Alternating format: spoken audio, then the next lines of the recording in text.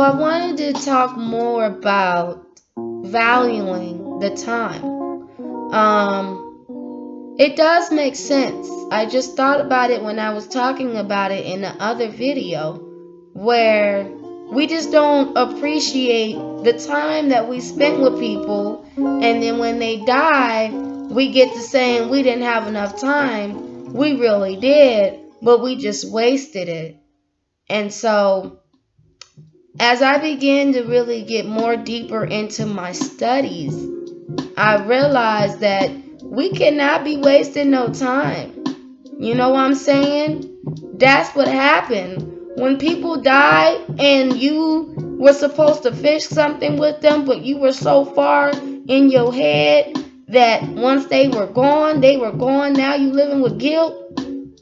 To try to get away from that, if they're gone, you need to write it out. If you're not a writer, look at motivational speakers about dealing with the guilt of someone dying. Because you know what?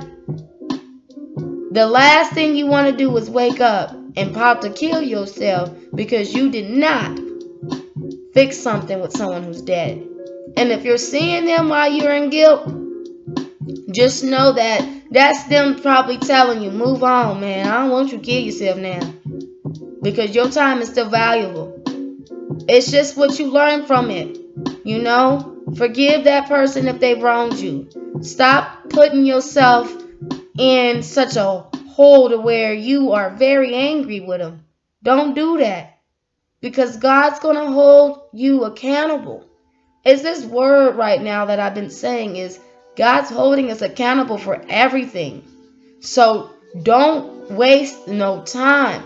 If you see the situation, stop running from them and just go and say that you apologize.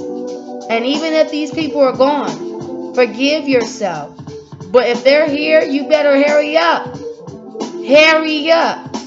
Because God will hold you accountable. Even if the people forgave you, it don't matter. This is for you, because if you know your mind is tripping, make sure. Another thing that I was talking about to myself was about relationships. Now, you need to be understandable with this, because when you guys are sitting there arguing and screaming and yelling and stuff, you guys are not understanding each other. So that's wasting time. You sitting there arguing about biscuits and cornbread. Y'all wasting each other's time. So y'all need to come up with something to where the time here is valuable. If the time is valuable, then you won't have to waste the time. If you two want to be together, then you guys need to work your differences and work it out seriously, because timing is everything. Because if your mate dies and you're going to be living with guilt, and now you're walking forth by yourself, a hot mess, because you just did not want to work it out. And that's another thing where we need to understand is that you got to work out your differences with someone you love. If you love them, then you need to understand, married or not. I'm talking about the whole thing. I'm talking about friends. I'm talking about family. I'm talking about all the 9 yards. If you know that you love them, then you will do anything to change you and your behavior. If you know that you did something, get out of it and go back and say sorry. And even though you know this is a forgiving person, you need to go back, because timing is everything. And once you flow out of that timing, you'll start to see God even blessing you. Once you take out some stuff, go back while they alive, man. For real, run to them. Because even though they hurt you, even though they might have not hurt you, you hurt them. Or whatever you did, or whatever they did. Or if they don't not speaking. If they're not speaking to you and you're trying to apologize, you need to write it out. and work on trying to move on from it if they're not forgiving you. You know, because there's people who you do go and apologize to and they don't forgive you. If you got somebody that not forgiving you when you did go back and try to apologize, write it out. And don't go to them. Go to your notes. Okay? Because it's important for you to understand that you need to move on so you can move forward, not backwards. So in this route we going, it's going to be some structure. It's going to be a list, because I am definitely not playing about what I see everyone at and what God sees at, most importantly.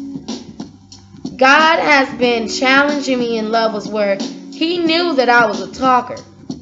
So when people were like, man, you can talk, you should come up with your own little show, man, you should do this and you should do that, I started seeing them in my dreams.